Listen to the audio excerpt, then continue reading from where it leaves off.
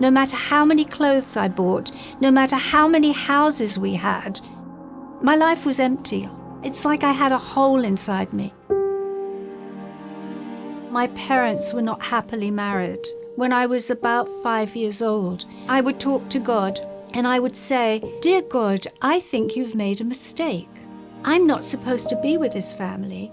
And I would talk like that practically every night because of my unhappiness.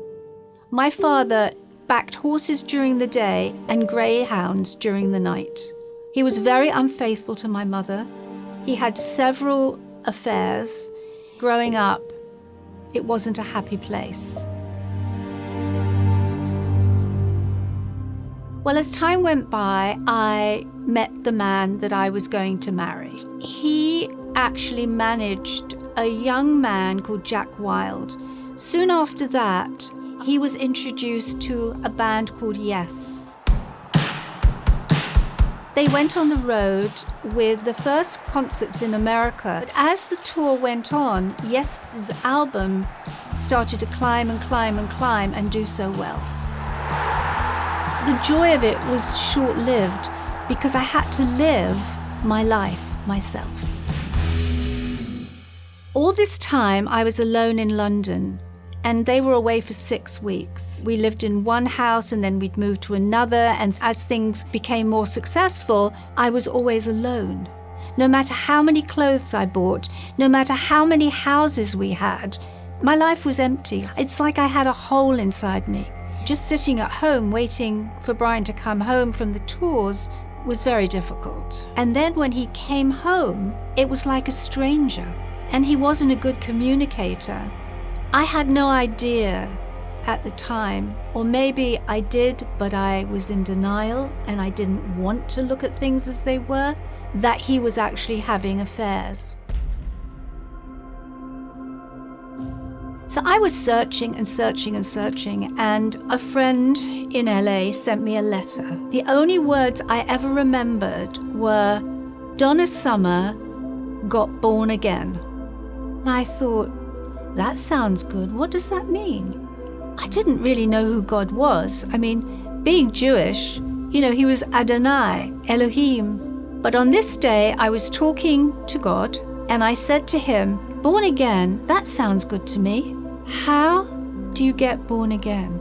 How can I make restitution for everything wrong that I have done in my life?" At this point in time, I went with Brian into Beverly Hills, and he dropped me at my friend Frankie's house. And we went to this place called Carlos and Charlie's on Sunset. And then this woman arrived, and she sat opposite me at the table. Her name is Susan Mineo, and she managed Donna Summer. And I could not stop staring at her. So I said to her, "Susan, can I ask you a question?" She said, "Yes." I said, "Are you born again?" She said, "Yes." And I looked at her and I said, "You have something that I want, and I know that I can't buy it with money." I wanted the peace that I saw in Susan Mineo's eyes. I had been searching for that peace my whole life, through my unhappy childhood, through my time of smoking dope, snorting coke, taking sleeping pills, drinking. And so at the table, they held my hands, and I prayed. I accepted Yeshua.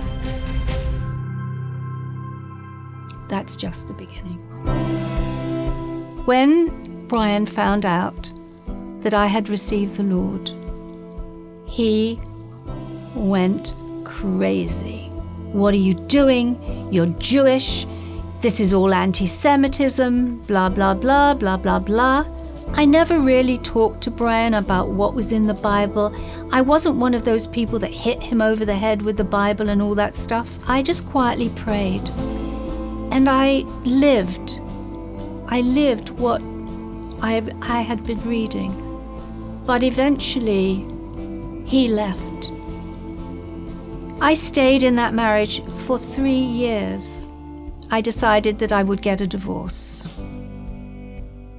If you read Isaiah 53, it tells you that he was pierced for our transgressions. All our iniquities were put on him.